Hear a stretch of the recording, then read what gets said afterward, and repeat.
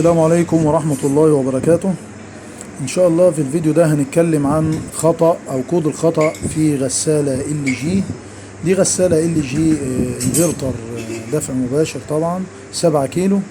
الخطأ اللي موجود على الشاشة اللي هو ظاهر قدامنا ده البي اي ده يا جماعة بيدل على إن في مشكلة في الليفل أو محدد المستوى.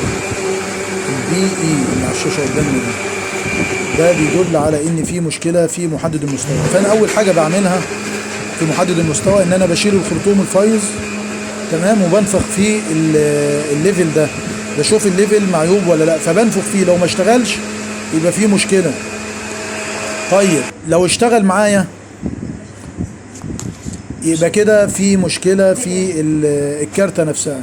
فانا غيرت طبعا مش هيبان بعد العطل ده، لو هو من الكارته مش هيبان معايا ان كان الليفل فيه مشكله ولا لا. فانا غيرت محدد مستوى تاني او ليفل تاني عمل نفس المشكله. فتحت الكارته لقيت الكارته بالنظام ده وبالشكل اللي قدامكم ده يا جماعه، فيه مقاومات وايسهات ضربه عندي اهي باينه وظاهره في الشاشه.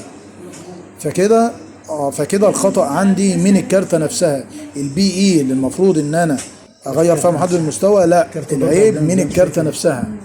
وبقيس المخارج بتاع الليفل اللي في الكارته ما ادتنيش اي قرايه خالص. تكلفه الكارته فمن هنا عرفت ان العيب في الكارته، فتتصين او تتغير على طول اوتوماتيك.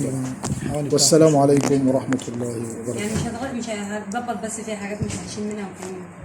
السلام عليكم يا ابو كريم. حتى ادهوني الباشمهندس بيقول لك هو هياخد كارت البورده دي، هياخدها يعملها صيانه. الكارته هاتهوني.